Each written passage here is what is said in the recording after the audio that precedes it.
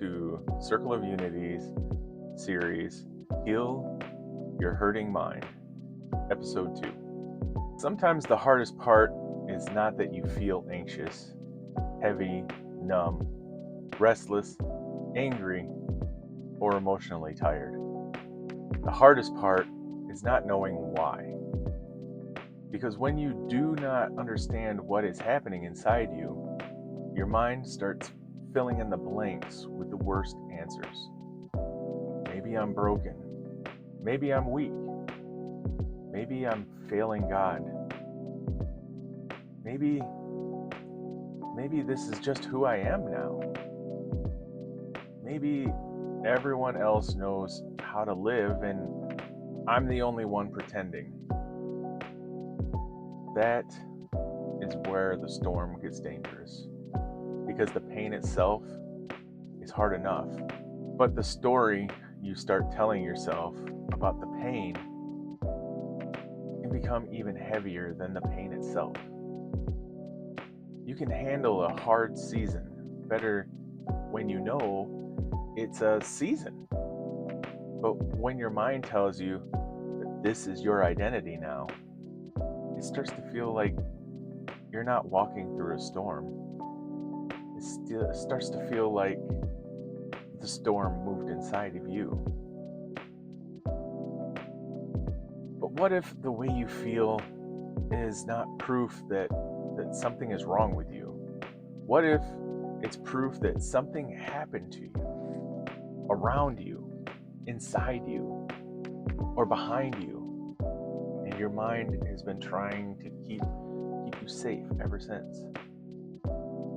Your mind is not just a place where random thoughts appear. Your mind pays attention. Your body pays attention. Your heart pays attention. Even your soul pays attention. But when life hurts you, your whole being starts to learn from that pain. It learns what feels safe. It learns what feels dangerous. It learns who to trust, and it learns when to stay quiet. It learns when to fight, and it learns when to run. And it learns when to shut down.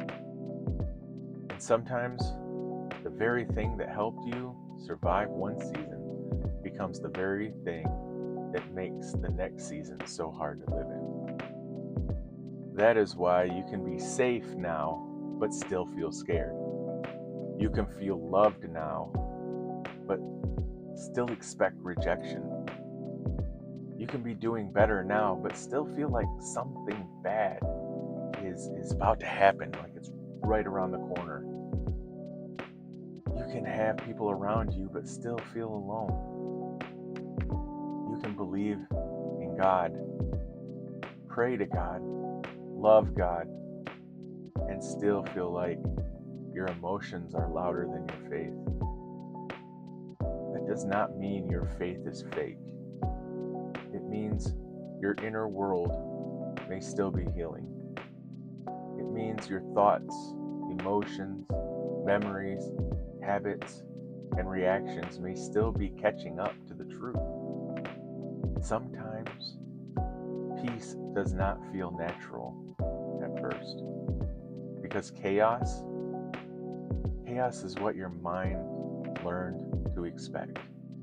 Sometimes the calm feels suspicious. Sometimes love feels unsafe. Sometimes rest just feels wrong. Not because those things are bad, but because pain trained you to survive in a world where you could not fully relax. This is where we have to be honest without being cruel to ourselves.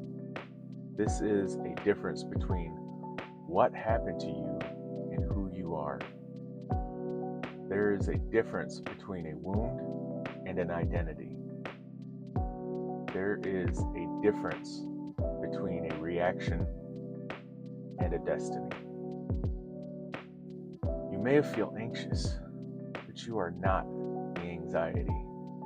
You may feel depressed, but you are not depression. You may feel angry, but you are not anger. You may even be exhausted, but that doesn't mean you're failure. Feelings are real, but feelings are not always final. They tell us something, but they do not get to tell us everything. Okay? A smoke alarm can tell you there's smoke, but it cannot tell you the whole story of the house. Your emotions may be telling you that something needs care, attention, healing, or truth, but they are not allowed to rename you, recategorize you, and make you different than what you truly are. In the Hebrew scriptures, the human heart is not treated like something simple. It is deep, layered, powerful. Proverbs says, "As he thinks in his heart, so is he," which shows that what lives inside a person shapes the way that person walks through life. The Psalms shows people of faith speaking honestly from places of fear, grief, confusion, heaviness. Psalms 42 asks, "Why are you cast down, O my soul?" That question matters because the psalmist does not pretend everything is fine. He speaks to his own soul. He notices the storm inside of him. He does not say, "A faithful person would never feel this." Instead, he says, "Why are you cast down?" That is not weakness. That is awareness. Sometimes the first step towards healing is not fixing the feeling. It's finally asking the feeling, what is it trying to say? That question, "Why are you cast down, O my soul?" is one of the most human questions in Scripture. It is the cry of someone who believes in God, but still feels low. It's the sound of faith trying to breathe under pressure. It's not a person rejecting God. It's a person bringing the truth of the inner world into the presence of God. That is important because many people think spiritual strength means hiding emotional pain. But the Psalms teach something different. They show us that God is not offended by honest pain. God can handle the sentence you are afraid to say out loud. God can handle the tears you keep swallowing. God can handle the questions you think make you look weak. The soul begins to heal when it stops hiding. In Christianity, Jesus never treats hurting people like they are interruptions. He does not shame the weary. He does not crush the bruised. He says, "Come to me, all you who labor and are burdened, and I will give you rest." That invitation matters because Jesus does not say, "Come to me after you calm down." He doesn't say, "Come to me when your thoughts make sense." And he doesn't say, "Come to me after you stop feeling so much." He calls the tired, the burdened, the worn down, the people carrying more than they were designed to carry. That means the feeling of heaviness is not a disqualification from God's care. It may be the very place where you are being invited to stop carrying everything alone. Isn't that wonderful? But rest is hard when your mind has been trained to stay ready for danger. Some people do not know how to rest because rest feels like letting their guard down. Some people do not know how to receive love because love has been mixed with disappointment. Some people do not know how to trust peace because every peaceful season in their life was followed by chaos. So when Jesus offers rest, it sounds beautiful, but it may not feel easy. That is why healing often takes time. God may give peace, but your nervous system may still be learning how to live with that peace. God may speak truth, but your thoughts may still argue. God may bring people into your life who are safe, but your heart may still flinch. That does not mean healing is failing. It means healing is teaching your whole self how to live again. In Islam, the Quran speaks with deep wisdom about the heart. The Arabic word, I may be pronouncing it wrong. In fact, I'm perfectly sure I'm pronouncing it wrong. But the Arabic word qalb carries the idea of a heart that turns, shifts, and changes. That alone is powerful because it means emotional movement is part of being human. The heart can feel strong one day and weak the next. It can feel close to God one moment and restless the next.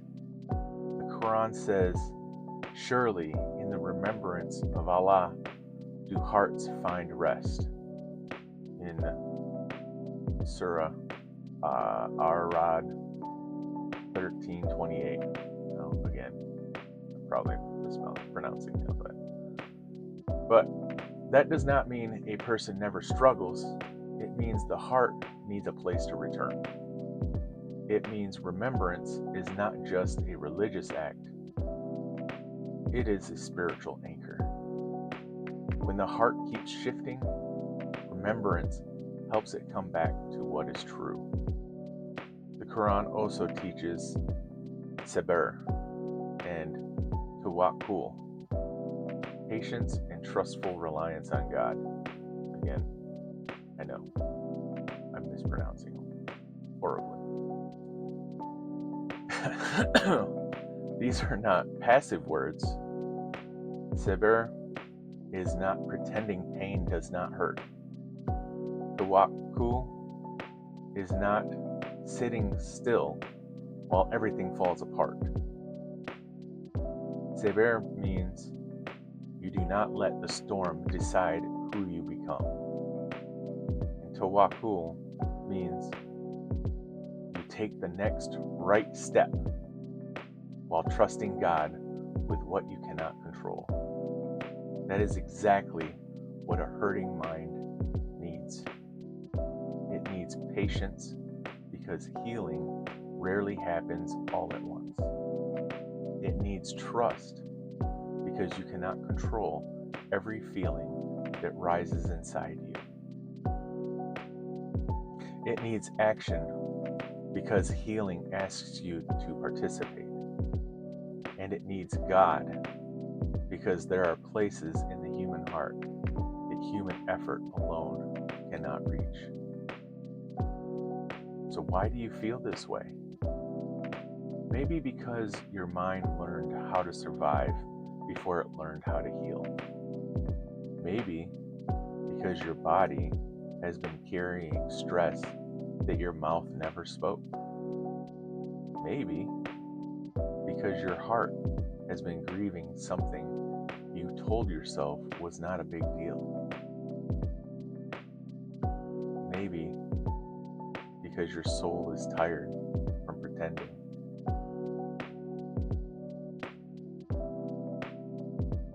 Maybe because you learned to overthink because being surprised hurt too much. though? Maybe because you learned to be strong because nobody gave you permission to be held. And this is where the conversation becomes deeply personal. Because sometimes we ask, why do I feel this way? But what we really mean is, why can't I just stop? Why can't I stop worrying? Why can't I stop replaying the conversation in my head over and over? Why can't I stop expecting people to leave? Why can't I stop feeling guilty for something?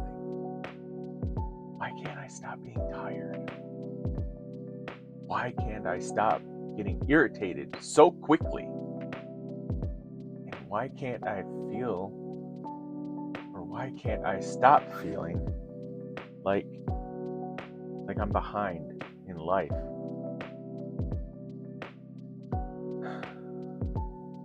The answers are not always simple. But one piece of it is this: your mind repeats what it has practiced. If fear has been practiced for years, peace is going to feel very unfamiliar. If shame has been your practice for years, then grace is going to feel too good to trust. And if survival has been your practice for years, then healing will feel strange at first. Not wrong, just strange. This is the eye of the storm. It is not the same as being destroyed by the storm, and it is not the same as being fully free from it. It is that strange place where everything looks calmer on the outside, but inside you know the storm is still there. You are functioning, but you're not fully free. You're showing up, but you're still very tired. You're smiling, but you feel so far away from yourself. You're not falling apart, but you're not at peace either. And because the eye of the storm can look calm from the outside, people are not going to know how much you're carrying on the inside, how much you're hurting. They see you working, parenting, posting, laughing, serving, helping, answering texts, and doing everything that you do. But they don't see the storm wall around your thoughts, around your mind. They do not see how hard it is for you to fall asleep at night. They don't.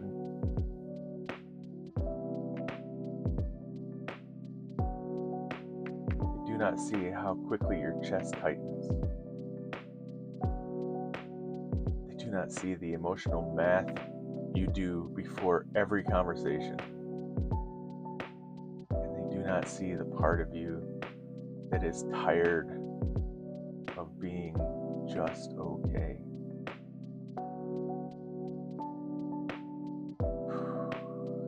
The danger of the eye of the storm is that it can trick you into thinking you are fine enough to ignore what still needs healing. You may not be in crisis anymore, so you tell yourself it's not that serious. You may not be crying every day, so you tell yourself, I've handled it. I'm good. You may not be breaking down, so you assume you should stop asking for help. But healing is not only about escaping the worst moments. Healing is about becoming whole. It is possible to leave survival mode physically while still living there emotionally. It is possible to get out of the burning house and still smell like smoke in your clothes. That does not mean you're weak. It means you've been through something, and now God is inviting you into a deeper kind of restoration. Judaism teaches us to pay attention to what we dwell on. Christianity teaches us that the mind can be renewed. And Islam teaches us that the heart must keep returning to God. Put those together and you get something so strong. What you carry inside matters, but it can change. Your thoughts can be redirected, your heart can be steadied, your soul can be restored, your patterns can be healed. Your past may explain why you feel this way, but it does not have the authority to decide where you go next. The storm may have shaped you, but it does not have to own you. Healing does not mean you shame yourself for having symptoms. It does not mean you pretend anxiety is not real. It does not mean you deny depression, trauma, burnout, grief, or mental health struggles. Those things are real. They deserve care. They do require prayer, counseling, medical support, community, rest, better habits, honest conversation, and the one thing that nobody has: time. Faith does not make you less human. Faith teaches you how to bring your humanity to God. The goal is not to act untouched by pain. The goal is to stop letting pain become the name you answer to. That is why the sentence, "This is just who I am," can be so dangerous. Sometimes it is honest, but sometimes it is a prison. I'm just an anxious person. I'm just broken. I'm just angry. I'm just bad at relationships. I'm just always tired. I'm just not good enough. I'm just too hard to love. Be careful with any sentence that begins with "I'm just" and ends with something God never called you. Remember that. Be careful with any sentence that begins with "I'm just" and ends with something God never called you. God, nobody else.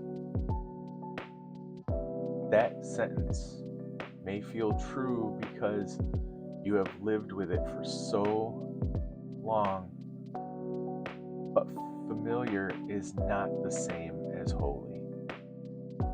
Familiar is not the same as final. Familiar is not the same as freedom.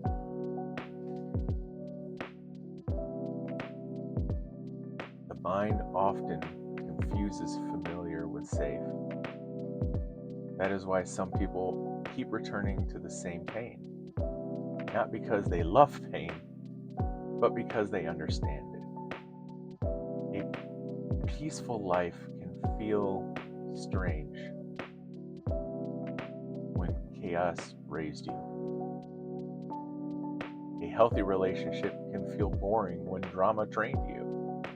Silence can feel scary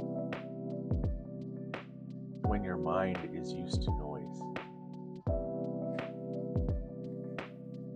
Kindness can feel suspicious when criticism shaped you. This is why healing can feel uncomfortable. when it is good. You are not just leaving pain. You're leaving a version of yourself that learned how to survive inside that pain. That takes courage. That takes patience.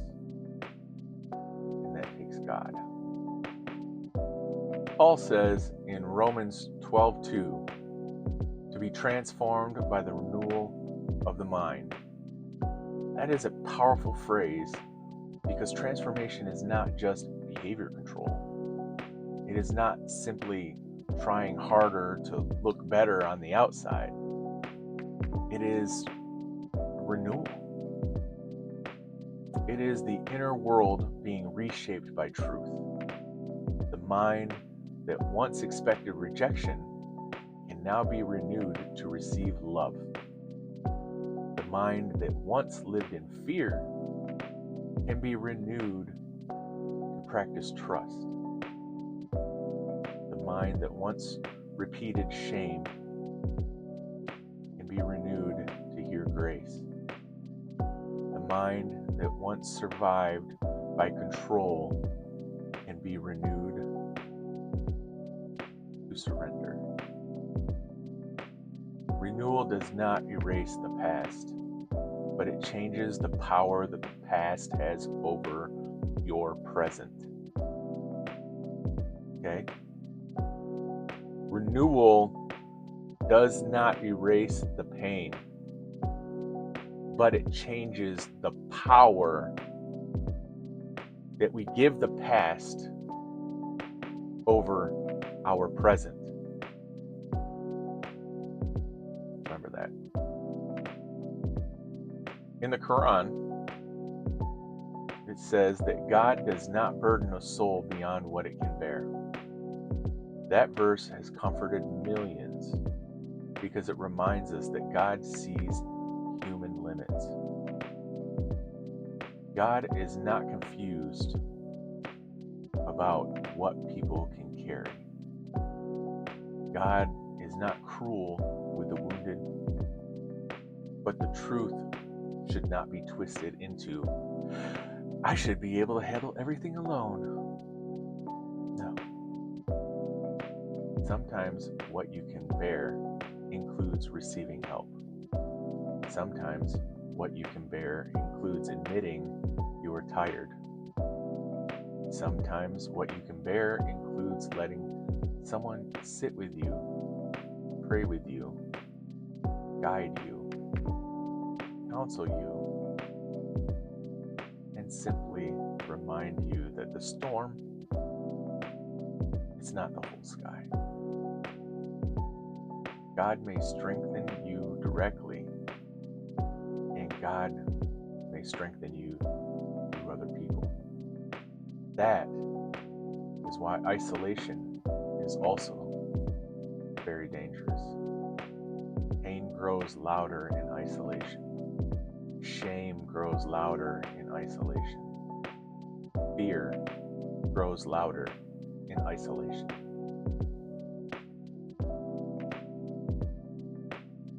When you are alone too long with a hurting mind,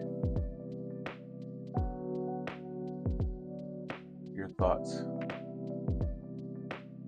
can start sounding like truth just because they are the only voice in the room. This is why community matters in all three religions. The people of Israel were formed as a covenant community. The early church was formed as a body, not as a crowd of isolated believers. The Muslim Ummah carries the idea of a community bound together before God. We were not designed to heal as detached souls floating through life alone. We need God.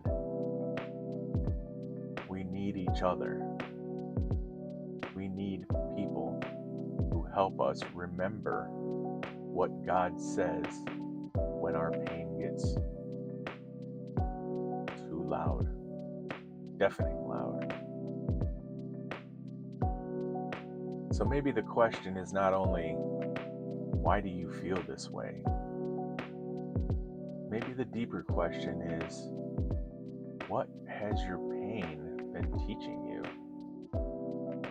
Has it taught you to expect the worst? Has it taught you to hide your needs? Has it taught you to distrust joy? Has it taught you to stay busy so you don't have to feel?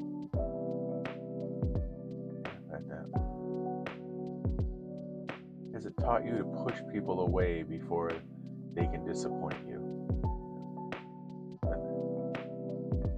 Has it taught you to call yourself broken before anyone else can?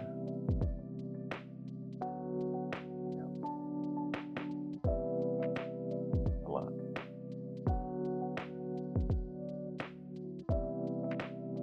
Has it taught you to believe that peace is for other people, but not for you?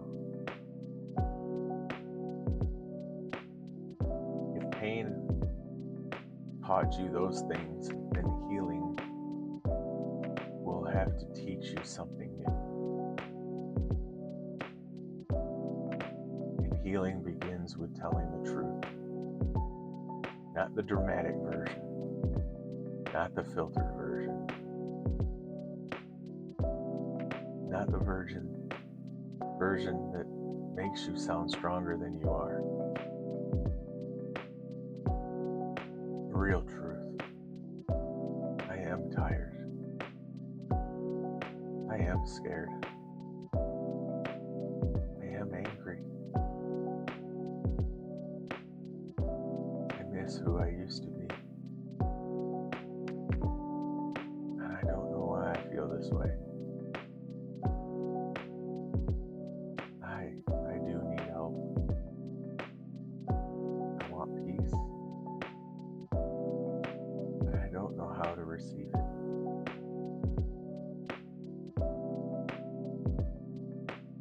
These are more than just statements. These are more than just declarations. You don't push God away. You open the door. You open the door to let God in. Psalms 34 says, "The Lord is close to the brokenhearted, not disgusted by them, not annoyed with them, close to them." It means your pain is not a place God refuses to enter. It may be the place where you finally notice He was already near.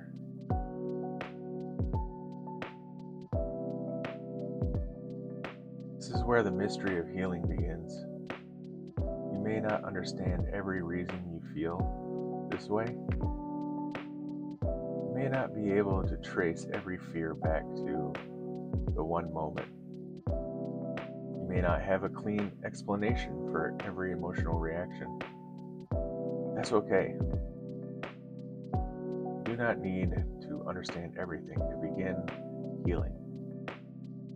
You only need enough honesty to take the next step. Maybe the next step is prayer. Maybe it's rest.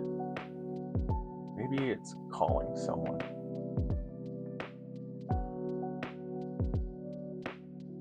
Maybe it's counseling.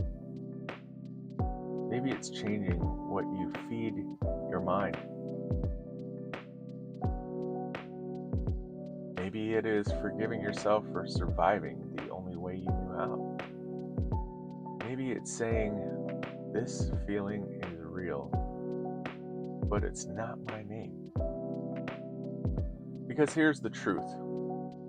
You feel this way for a reason, but that reason does not have to become your future. Your mind may have adapted to pain, but it can also be renewed by truth. Your heart may have learned fear, but it can also learn to trust again. Your soul may feel cast down, but it can still hope in God. Your qualm may shift, but it can return to remembrance. Your storm may still be moving, but God can meet you in the eye of it.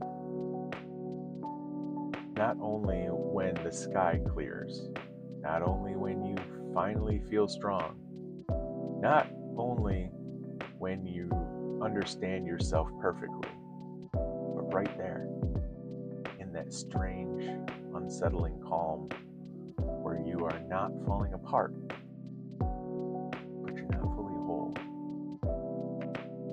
God can begin to show you that the storm is not your identity.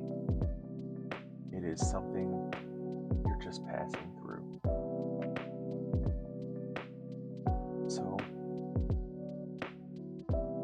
So do not hate yourself for feeling this way. Listen with wisdom. Bring it to God. Bring it to the light. Let truth speak louder than fear. Let grace speak louder than shame. Let patience walk with you while healing takes time. You are not crazy for feeling deeply. You are not weak for needing help. You are not broken because your mind learned how to protect you. But now, with God's help, your mind can learn something new. It can learn peace. It can learn trust. It can learn rest. It can learn that the danger is not always coming back. It can learn that love does not always leave. It can learn that you are more than what happened to you. It can learn that you are not the storm. Maybe this is why you feel this way.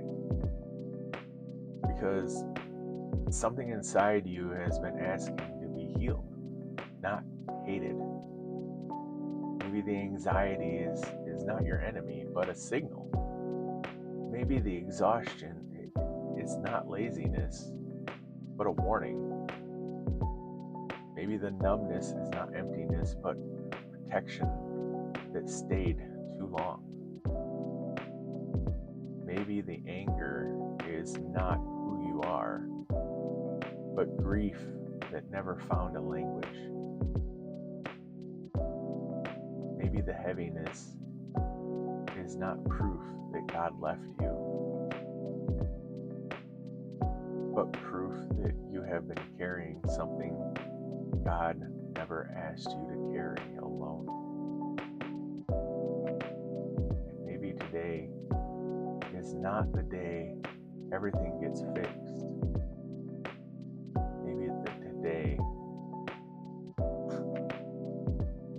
Maybe today is the day you stop calling yourself broken and start calling yourself honest. Maybe today is the day you stop asking, what is wrong with me? And start asking, what is God trying to heal in me? The storm may explain the way you learned to survive, but God is not finished teaching you how to live.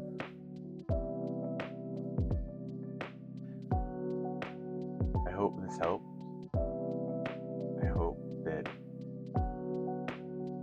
this is touching some of you, all of you, and helping you understand that you're not alone.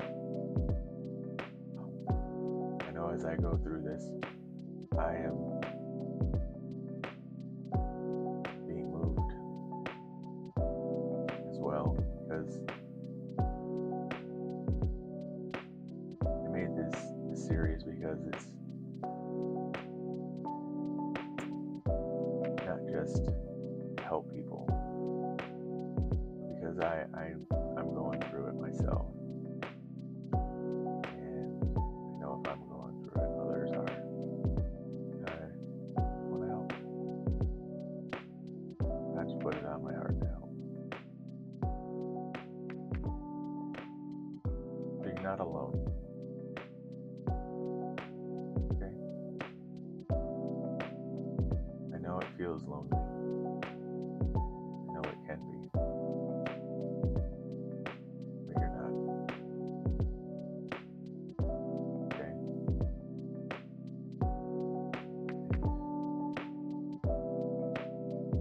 Someone who loves you and cares about you is really only a phone call away.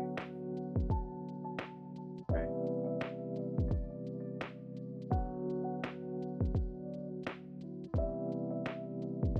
Don't forget that. Ever.